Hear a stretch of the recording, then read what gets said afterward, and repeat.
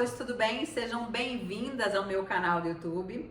Eu já tenho esse canal há alguns anos, mas agora em 2020 nós estamos completamente comprometidas em entregar pelo menos um vídeo por semana, tá? E a nossa ideia é entregar conteúdos mais densos, né? Então, conteúdos mais longos, que você possa realmente entender um pouco mais de quem é a Cristiana e de todos os conteúdos que eu vou colocar aqui pra vocês, tá? No vídeo de hoje eu vou falar um pouquinho pra vocês da minha história. Quem é a Cristiana, como é que é a minha história de vida, como é que eu comecei a minha carreira profissional, até que hoje, então, eu pudesse ser a tricologista da Switch Therapy, né? Vamos lá, eu nasci em Porto Velho, Rondônia. Meus pais eram casados, nesse período meu pai morava em Rondônia, trabalhava em Rondônia, e nós éramos uma família com 3 meninas, né? Minha mãe só teve mulheres na família, e os meus pais. E nós moramos em Rondônia durante poucos anos. Por quê? Porque foi um período que meu pai foi a trabalho e logo depois, quando eu tinha mais ou menos uns 3, 4 anos, a gente veio morar em Brasília. Cerca de 1 ou 2 anos depois, meus pais se separaram. E aí, nesse período, então, nós moramos somente com a minha mãe. Então, eram 3 meninas, mais a minha mãe. Então, eu costumo brincar que era uma casa de 4 mulheres, né? E nós tivemos uma infância muito feliz, graças a Deus, porém bastante humilde. Minha mãe é funcionária pública aposentada atualmente. Ela era da Secretaria da Educação aqui em Brasília. Nos criou com o melhor que ela podia, mas de uma forma bastante humilde, né? E eu sempre estudei em colégio público, somente no ensino médio que eu estudei em colégio particular. Quando eu estava com 16 anos de idade, eu já um pouco desse comichão, né, de uma mulher empreendedora que sou, eu já comecei a ter muita vontade de ganhar o meu próprio dinheiro, de poder comprar as coisas que eu queria, de poder usar o estilo de roupa que eu estava interessada em usar. E a minha mãe não tinha oportunidade, né, de suprir aquelas necessidades, naquele momento até bastante fúteis, né, para ela, de acordo com as prioridades que ela tinha. Claramente não era importante as minhas necessidades. E aí eu comecei a trabalhar em lojas de shopping. Meu primeiro emprego foi como vendedora de shopping de uma loja de sapatos. Nesse período eu trabalhei lá por mais ou menos 6 meses. E aí eu lembro que eu era bastante responsável ainda, né? Muito nova, muito menina, não tinha muito essa percepção tão clara do que é uma carreira profissional, o que é realmente você levar a sério e ter comprometimento com o que você está fazendo.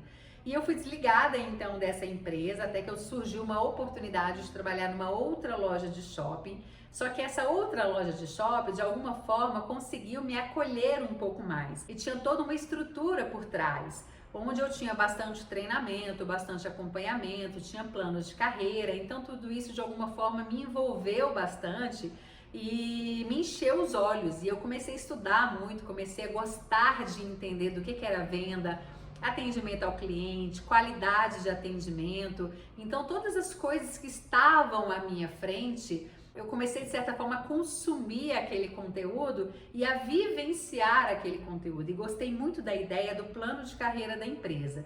Eu lembro que eu entrei como vendedora, quando eu estava com mais ou menos 17 anos de idade, eu fui promovida a trainee, que era um cargo intermediário para se transformar, digamos assim, numa subgerente, para começar a pegar um cargo de liderança. E aí eu fiquei um período como trainee até que eu fui promovida a subgerente dessa loja. E era uma loja muito grande aqui em Brasília e eu devo ter ficado como subgerente ainda cerca de 1 ano e meio. Gostei bastante, foi uma experiência muito rica, principalmente porque eu não tinha sequer 20 anos de idade, mas eu já tinha todo um know-how, ainda que muito jovem, para entender de pontos que até hoje eu considero cruciais para uma carreira de sucesso, né? Como que eu deveria me comportar, como que era esse relacionamento com o meu cliente, como que deveria ser o relacionamento com os meus colegas de trabalho, com a minha chefe imediata, que por sinal é minha amiga até hoje. Então, muito do que eu sou profissionalmente começou a ser construído naquele momento. Quando eu saí dessa loja, eu lembro que apesar de gostar muito do que eu fazia, eu pedi para o Papai do Céu para falar assim: Senhor, por favor, que não me permita mais voltar para a loja de shopping. Eu devo ter ficado entre 3 a 4 anos nesse segmento e é um segmento muito... Como é que eu posso colocar? Você não tem hora para entrar, você não tem hora para sair, trabalha final de semana, então a sua qualidade de vida, inclusive para quem quer estudar, fica bastante comprometido, né? Principalmente no meu caso, que fazia carreira e me doava realmente para a empresa que eu trabalhava.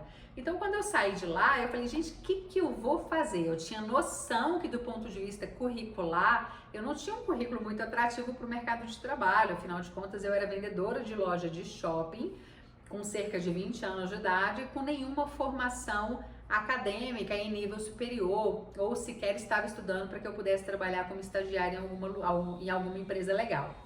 E aí eu comecei então a vender mini pizzas junto com a minha mãe em casa. Então a gente comprava todo o material, fazia as massas, eram pizzas pequenininhas que a gente colocava numa caixa de papelão.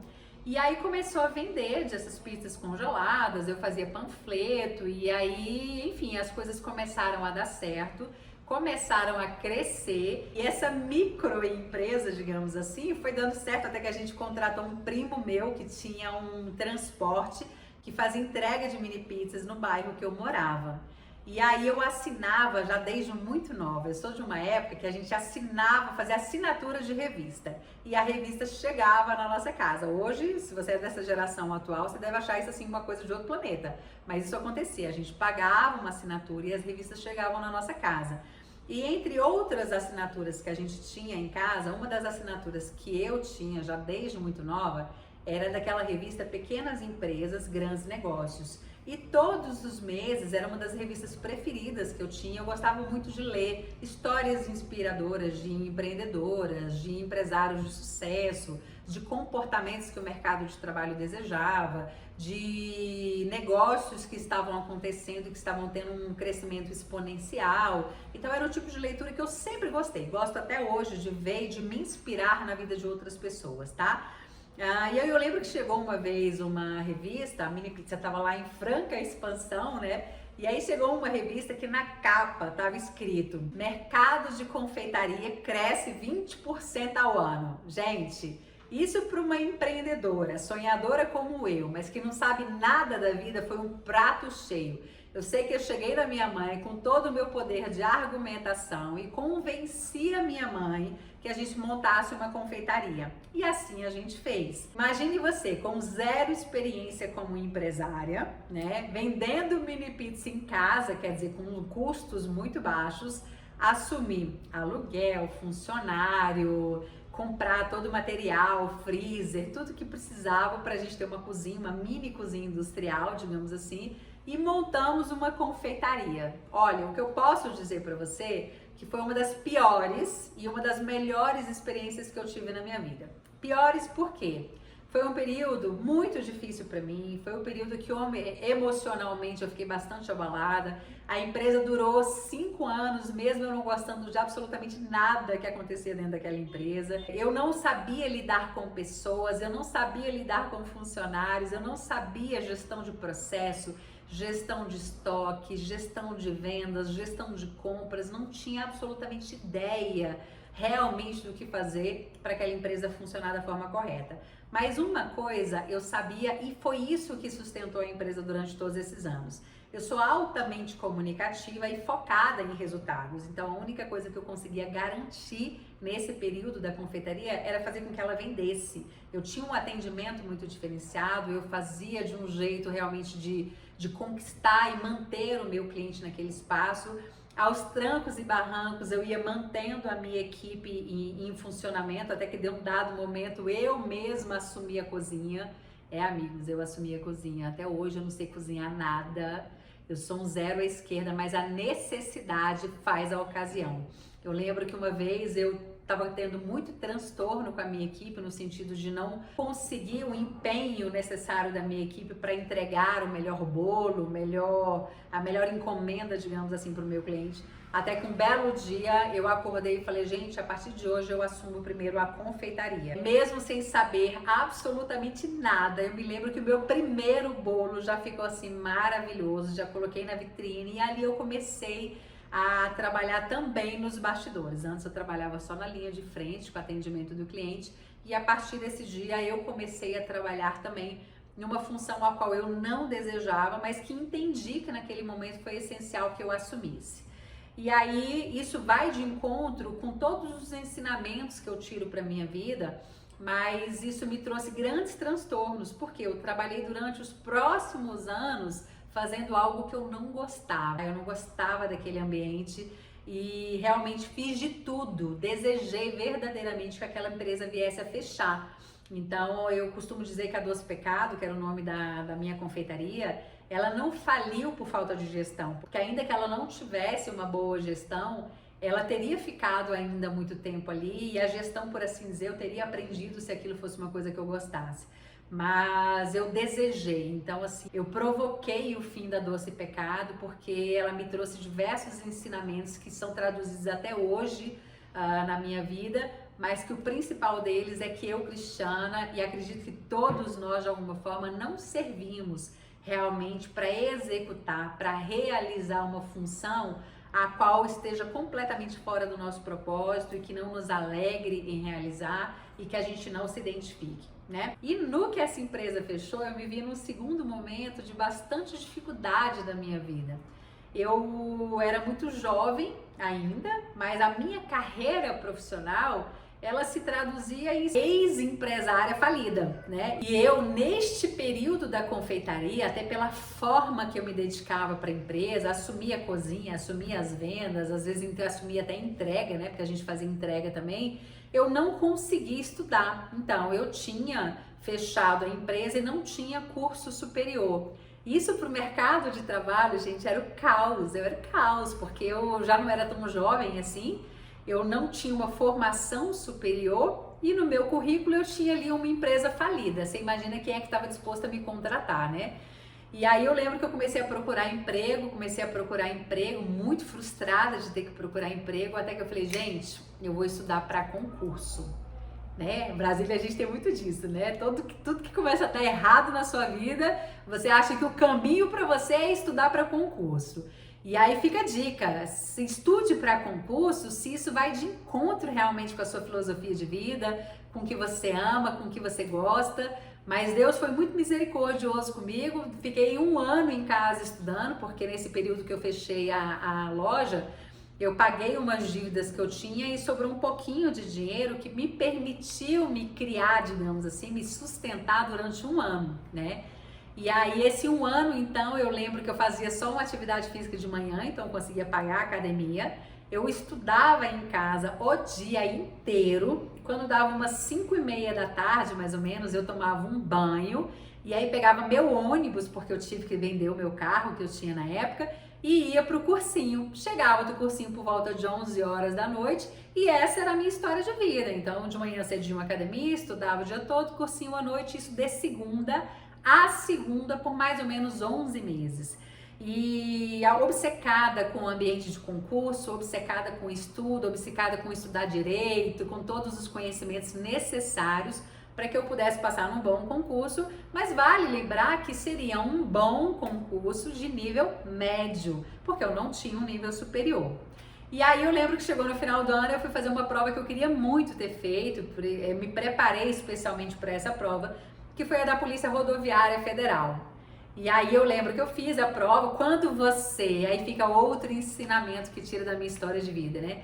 Quando você pega 100% das suas expectativas e coloca num único pote, gente, isso é a pior loucura que uma pessoa pode fazer. Por quê? Eu peguei toda a minha expectativa de vida, todos os meus sonhos, todo o meu investimento de 1 ano de estudo e pensei única e exclusivamente num concurso chamado Concurso da Polícia Rodoviária Federal. Quando eu fui para essa prova, o meu nível de expectativa, o meu nível de ansiedade era tão grande, que às vezes eu lembro que tinha questões que eu tinha que ler 2, 3 vezes para eu entender o que o cara estava falando. Por quê? Porque eu estava extremamente nervosa, minha mão suava frio. E isso foi um grande choque para mim, né? Eu me vi numa situação onde eu apostei tudo para em 3, 4 horas eu entender que eu tinha jogado fora 1 ano da minha vida. E assim foi. Quando saiu o resultado, eu não preciso te dizer que claro que eu não passei, né? E aí quando eu não passei, foi como se o meu mundo tivesse assim sido jogado em cima da minha cabeça, porque eu já não tinha condição financeira para me sustentar. Eu ia ter que procurar um emprego e isso estava mexendo muito comigo, porque eu sabia que eu ia ter que trabalhar com coisas com as quais eu não gostava de trabalhar.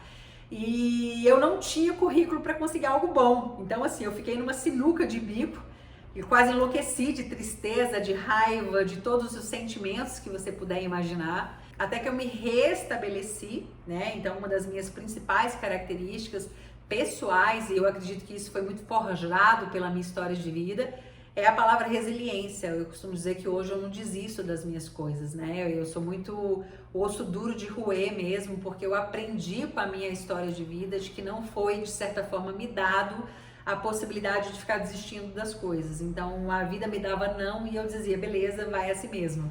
E a vida me dava sim, e os poucos sims que eu recebi, até essa idade, talvez eu não tenha sabido aproveitá-los da forma como hoje eu aproveito todas as oportunidades que a vida me oferece. Era muito jovem, meti os pés pelas mãos e isso fez parte também do meu processo de crescimento, de amadurecimento, né? E aí, quando eu fui pro mercado de trabalho, gente, nossa, assim, foi frustrante, porque mais uma vez, do que eu ia trabalhar? Diga? Vendedora. A pessoa não sabe fazer nada na vida, não tem formação nenhuma, não tem curso superior. O que ela serve para ser na vida dela? Vendedora. Só que detalhe, eu fui vender carro importado. Gente, eu odiei vender carro importado.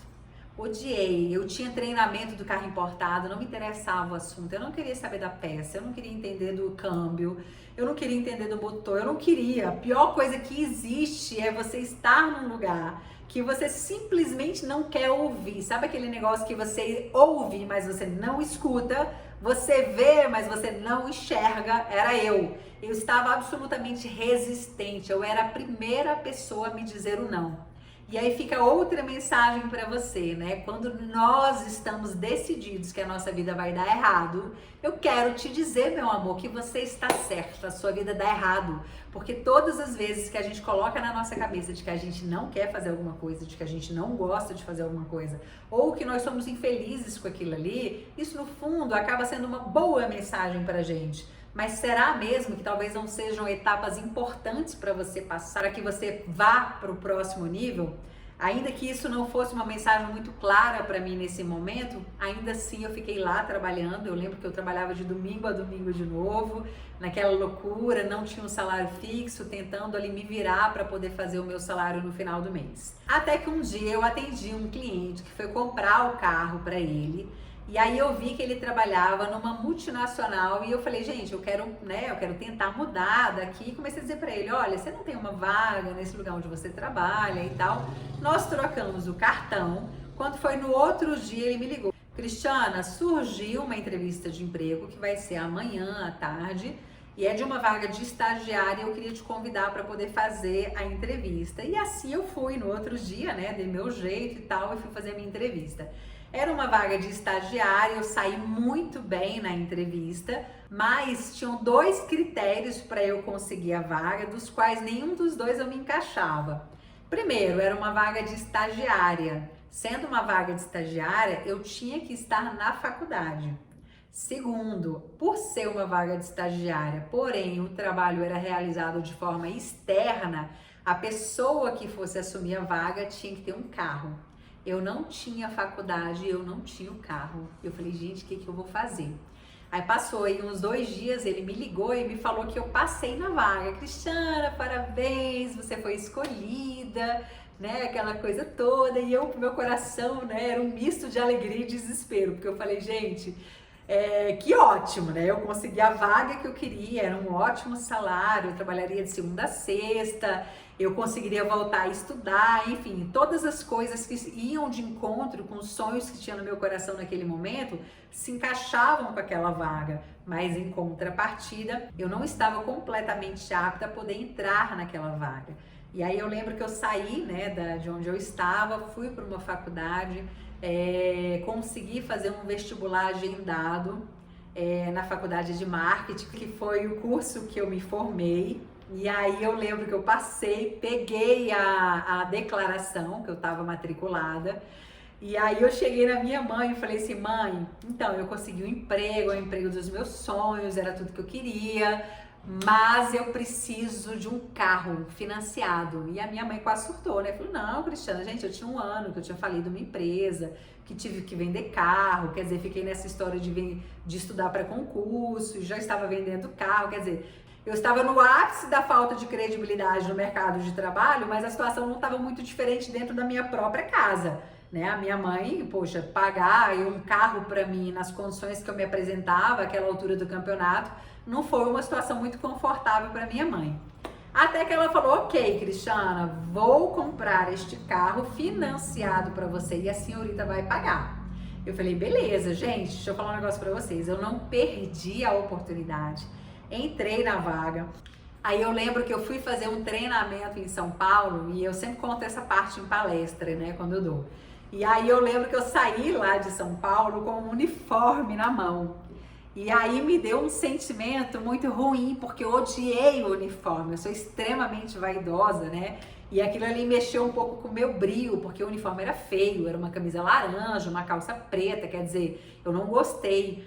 E aí fica outra mensagem pra gente, né? Poxa, eu tinha acabado de conseguir uma super oportunidade, um emprego que eu tava sonhando pra mim, um salário excelente, sabe? Ia de encontro com tudo que eu queria, tinha começado a estudar, eu tava com tudo da minha vida redondinho.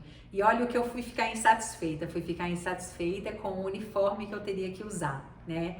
E aí eu lembro que quando eu cheguei em Brasília com aquele uniforme, ainda levei numa costureira, fiz uma manga mais 3/4 para tentar dar uma estilizada na roupa e falei, bom, vida que segue, porque uma coisa a gente tem que deixar claro, ainda que eu reclamasse, eu não desistia, tá? Então assim, todas as dores, todas as coisas que eu tive que passar na minha vida, fosse vender carro, fosse vender sapato, fosse trabalhar em shopping até 4 horas da manhã, fosse usar o uniforme laranja, a minha boca podia reclamar, coisa que até hoje eu evito muito fazer, coisa que no dia de hoje eu evito muito fazer, mas eu não deixava de fazer as coisas com as quais eu tinha me comprometido. Então eu arrumei a minha roupa, estilizei o meu look do uniforme e vida que segue. Aí eu lembro que no meu primeiro mês de pagamento, meu nível de empolgação era tão grande que eu não tinha parado para analisar do ponto de vista financeiro como é que ia ficar a minha vida. Gente, Deus é tão maravilhoso que eu me lembro que o meu primeiro salário, ele era possível de pagar exatamente a mensalidade do meu novo carro e a mensalidade da minha faculdade. Por quê? A soma dessas duas mensalidades dava praticamente 100% do meu salário. Por que não me faltava mais nada? Porque eu estava trabalhando numa multinacional, então eu ainda tinha alimentação, eu ainda tinha combustível, eu tinha todo o suporte para poder realizar o meu trabalho da forma adequada. Então isso não me deixou desassistida, mas dinheiro no bolso, que é bom, não sobrou. Nesse momento, o Espírito Santo veio assim, conversou comigo e mostrou o seguinte, Cristiana, tá vendo por que Deus te colocou um uniforme, princesa? Porque você precisaria deste uniforme para poder seguir a tua trajetória, fazer o seu trabalho, poder fazer o seu nome nesse lugar onde você estava trabalhando, sem se preocupar com coisas muito simples que a grande maioria de nós precisa se preocupar todos os dias, como a roupa adequada para trabalhar, se eu ia ter o sapato mais bonito, se eu ia ter o look mais legal, porque claramente não ia sobrar dinheiro para isso. Então ali eu vi, na verdade, como um zelo e um cuidado muito grande de Deus comigo. Nessa empresa eu fiquei 10 meses como estagiária, até que eu fui efetivada numa outra casa, numa multinacional também. Fato que neste segmento que eu trabalhei, eu fiquei 8 anos entrando como estagiária e saindo, fechando as minhas portas nesse segmento como gerente distrital de 4 estados. Nessa hora eu já tinha uma equipe de mais ou menos 12 pessoas abaixo de mim. Em alguns momentos dessa minha trajetória profissional, eu tive um crescimento assim avassalador. Eu cheguei a ser promovida uma vez por ano, porque eu coloquei na minha cabeça que eu não ia mais perder as oportunidades que a vida me desse, né? Se eu cheguei até aquele momento do caos, de ser vendedora de carro, sem gostar, trabalhando de domingo a domingo, sem formação, eu não me permiti mais viver aquilo. Tudo que eu deixei de fazer nos meus primeiros anos de carreira profissional, Eu acho que em mais ou menos 4 anos eu coloquei toda a casa em ordem, sabe? Tanto do ponto de vista de trabalho, quanto de carreira, quanto de imagem profissional, meu comportamento, meus estudos. Eu fiz faculdade, eu fiz um MBA em gestão de negócios. Então, assim, eu realmente falei, gente, eu mudei completamente a minha configuração. Acho que é por isso que para mim é tão importante falar sobre mudança de mindset, o quanto que é importante a gente falar sobre a tomada de decisão adequada, de você realmente estar no controle da sua vida, da sua carreira e da sua história de vida. Eu gosto muito de contar a minha história, porque a minha história não é nem um pouco diferente da sua. Sabe, o que eu vejo como muito bacana da minha história é que chegou um dado momento, assim como acontece com você, aconteceu comigo, a vida se abre para você, a vida apresenta oportunidades para você, só que o que diferencia as pessoas que por vezes ficam patinando, daquelas pessoas que voam longe, é o senso de oportunidade que a gente não quer mais perder, né? Então, assim, a partir daí eu simplesmente não me deixei mais abalar e não me deixei mais perder. Quando foi em 2010, eu já trabalhava nesse segmento há muitos anos, eu já era gerente dessa empresa, começou a me dar aquele comichão de novo. Eu tinha acabado de terminar o meu MBA de gestão de negócios e aí, voltando a pensar e analisar e a respirar business, começou a ver aquele comichão querendo empreender de novo. E aí eu falei, gente, eu vou montar um negócio para mim. Foi quando então veio a ideia de montar a Duo House, que foi a minha primeira clínica de estética. A Duo House foi inaugurada em agosto de 2010. Esse ano agora eu faço 10 anos que eu voltei a empreender. E a Duo House passou o seu primeiro ano praticamente sozinha, porque eu trabalhava como gerente nessa multinacional e a minha empresa eu não podia falar para ninguém que eu tinha uma empresa, então ela meio que funcionou nos bastidores com uma gerente e eu administrando tudo isso à distância. E aí, quando a Duo House já estava mais ou menos 1 ano, meu primeiro filho nasceu e eu estava administrando essa vida louca, com um bebê pequeno, trabalhando como gerente numa multinacional e ainda administrando a minha empresa de longe. E aí, quando a minha clínica já estava com 2 anos, eu saí da empresa que eu trabalhava, então eu fechei este ciclo que foi muito bem construído e muito bem desenhado para minha história profissional e realmente ali, de certa forma, eu modelei muito do que eu sou profissionalmente até hoje, foi modelado nesse período. E aí foi quando eu vim com tudo para minha marca, para minha empresa, entrei no segmento de beleza, gostei do que eu fazia.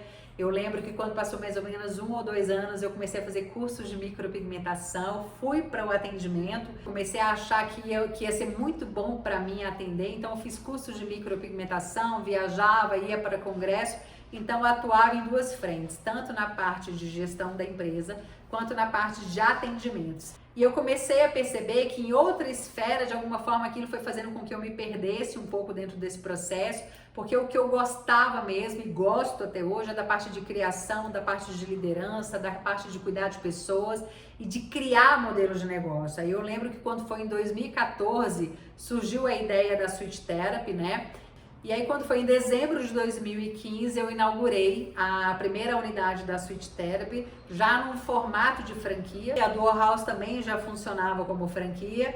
E assim eu fui trabalhando à frente das 2 marcas. Uma era uma clínica de estética e a outra uma clínica de terapia capilar. E à frente dos 2 mercados, eu meio que fui perdendo, até por diversas outras coisas que foram acontecendo, eu fui perdendo um pouco o nível de interesse, o nível de satisfação e felicidade que eu tinha com o mercado de estética.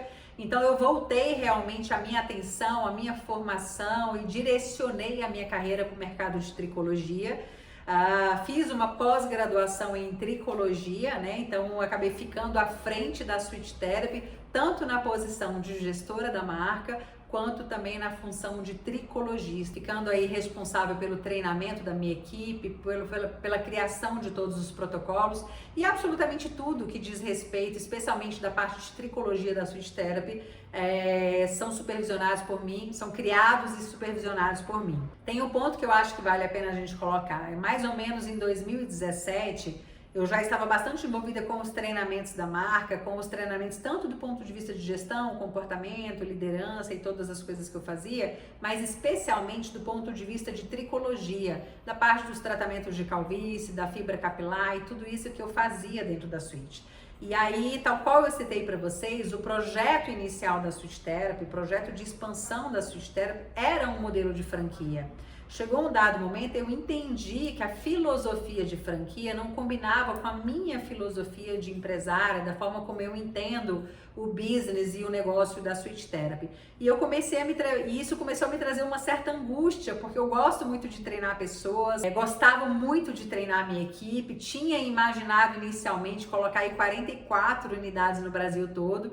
E quando eu entendi de que esse não era mais um caminho válido para mim, eu fiquei pensando, gente, como é que eu vou fazer, né? Com tanto conhecimento, com tanta informação, com tantos protocolos excepcionais, deixar isso somente para uma unidade Brasília. Foi quando, mais ou menos em 2017, eu falei, gente, então eu vou começar a dar curso para outras pessoas. Foi quando eu criei a minha primeira turma, que foi do Método Switch Hair em São Paulo. A minha primeira turma, gente, eu nem sabia, né, que a coisa já tinha tomado essa proporção. A minha primeira turma já tivemos 20 alunas.